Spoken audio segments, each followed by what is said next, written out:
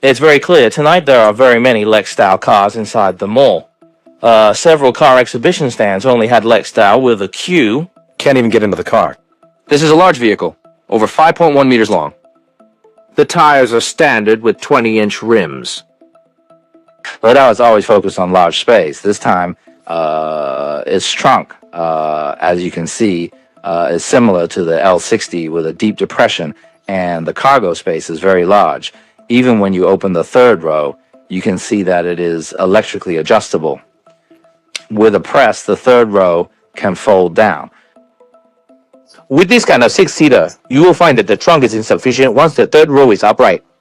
The L90's front trunk has such a large space, and this special design has also attracted everyone's attention. What I can think of as the most practical use for the front trunk is when the third row is upright. Let's go inside and take a look at the interior.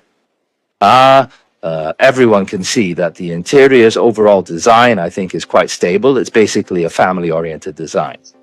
It also continues some of the basic concepts of the L60.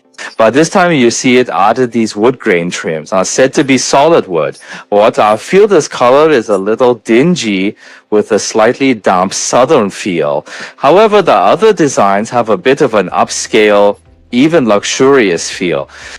Overall, its interior isn't flashy and can be considered quite standard. You can take a look at this armrest box. The depth isn't very deep, just enough. It's only enough to say, Then this car mainly focuses on family use. The whole design emphasizes a family vehicle, so its functional design basically meets everyone's requirements. Then the instrument panel at the front is also absent, continuing the previous L60 design, providing everyone with a relatively large hood. Okay, we can take a look after lowering the front. There is a zero-gravity seat in the back, and its comfort can certainly be felt in the second row. Here we show you one of its storage spaces, and below it is the emergency switch. Okay, let me show you the second row. This spot. Take a look at the vanity mirror. I believe the usage frequency here might be relatively low. Usually the male owner might drive this car more often. This car is quite tall, so I think the first step for getting in and out is a good option. You all should choose it when the time comes. It's quite practical. The overall speaker on the door is quite large, and they also use their own tuning for the sound system.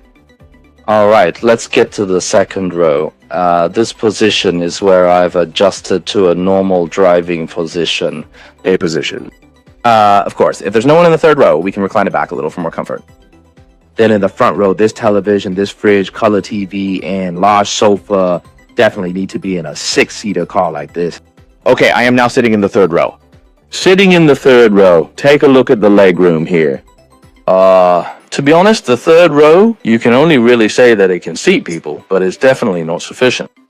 Then, in the back, there's also an electric adjustment to change the angle. The third row is also equipped with seat heating, giving this small bench a sense of luxury.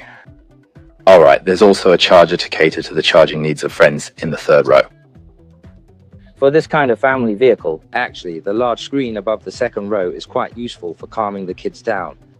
Then, for the third row air vent, you can see that this air vent is manually adjustable, which is quite good. Is this manually tuned fluctuation audible? This time, it still retains the one under the second row. This small screen, actually, I think its main function is to control some basic software. Let me share this feeling with everyone.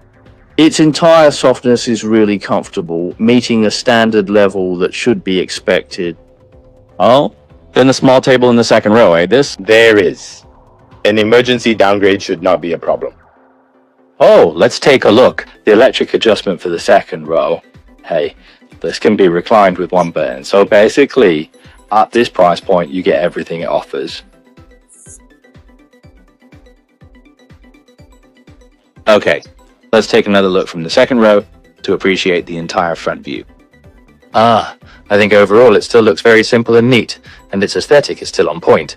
Maybe this color looks a bit old. It might look better with a different color. Today, we'll first give everyone a simple static display of this car, and there will be a test drive at the end of the month.